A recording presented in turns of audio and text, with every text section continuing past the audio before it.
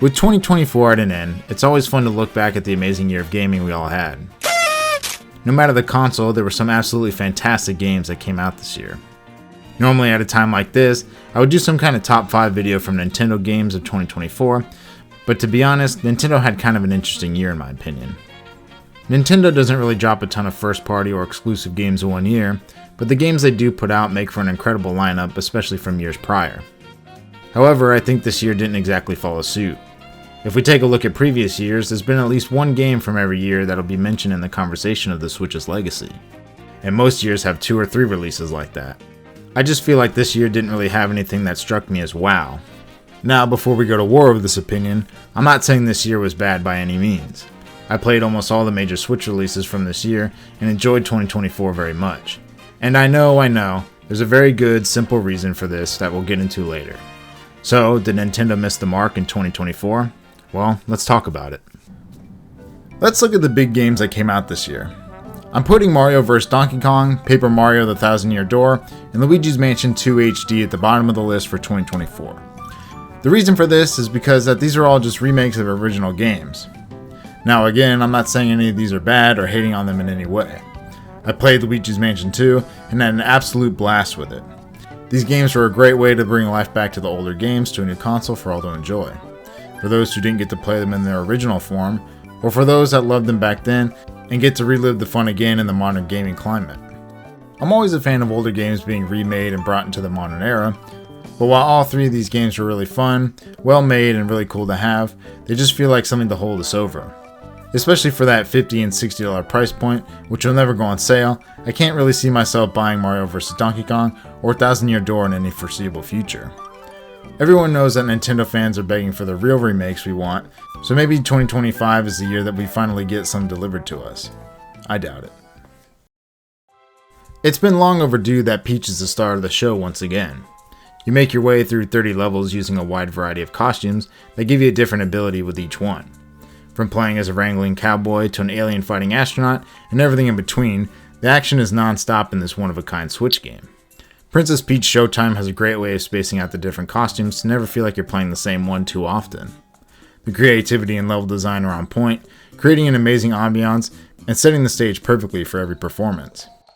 While the game looks and plays really well, it lacks difficulty and is really geared primarily towards kids, which is totally fine and understandable, but I was a little disappointed that there was no way for a harder difficulty or anything like that in the game. But overall, it was really well put together and I enjoyed it a lot. I have a more in-depth review of Princess Peach Showtime that I'll leave in the bio. Unfortunately, I haven't gotten around to playing Super Mario Party Jamboree or Mario and Luigi Brothership. From what I've seen of Brothership though, it looks pretty fun. I'm pleased it got mostly positive reviews, but I was still surprised at how many not so positive ones I saw along with it. I was really hoping that since it's been so long since a Mario and Luigi franchise edition, it would have been a major hit, but it just didn't really seem to feel that way. Similar to the remakes of this year, it felt like something just to put out there to hold fans over until the new year. Now on the other hand, Mario Party Jamboree was a huge success. I thought Super Mario Party was honestly pretty bad, to put it bluntly. The lack of levels, 4 in total, and how lifeless they felt, I was really disappointed with it. Mario Party Superstars was just a culmination of past boards and minigames, so it didn't really feel like something new per se.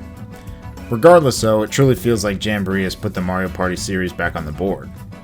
However, it seems like the overall feeling is that the buddy system gripe that I had from Super Mario Party is still in the game, with the general consensus of wanting them to be able to be toggled on and off.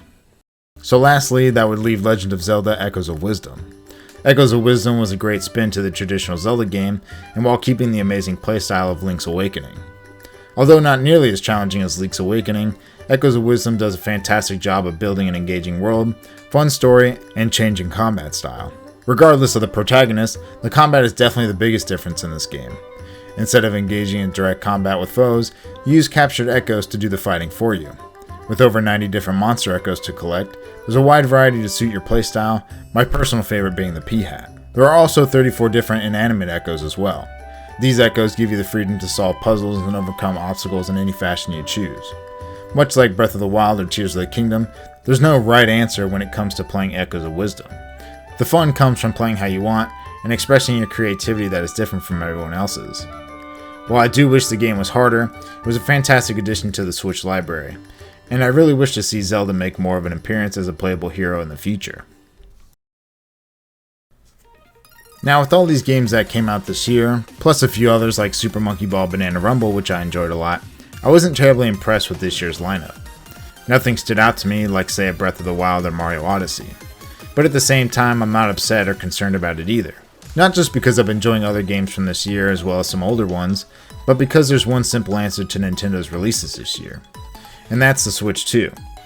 As of right now, there's only 2 major Switch games with release dates in 2025.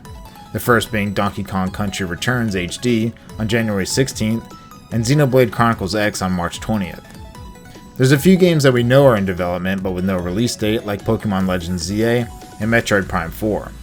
It's possible that these games will come out on the Switch 1, but it's highly unlikely, along with other unannounced games like a potentially new Mario Kart.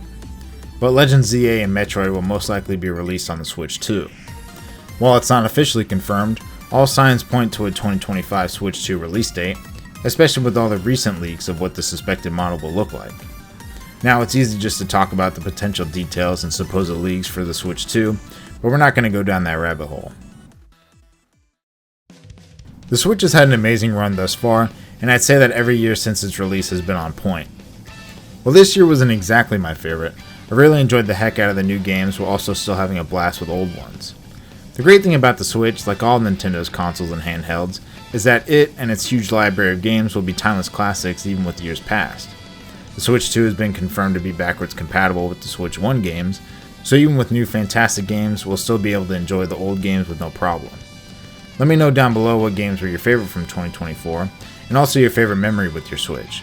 Thanks so much for watching, and I'll see you on the next one. Peace.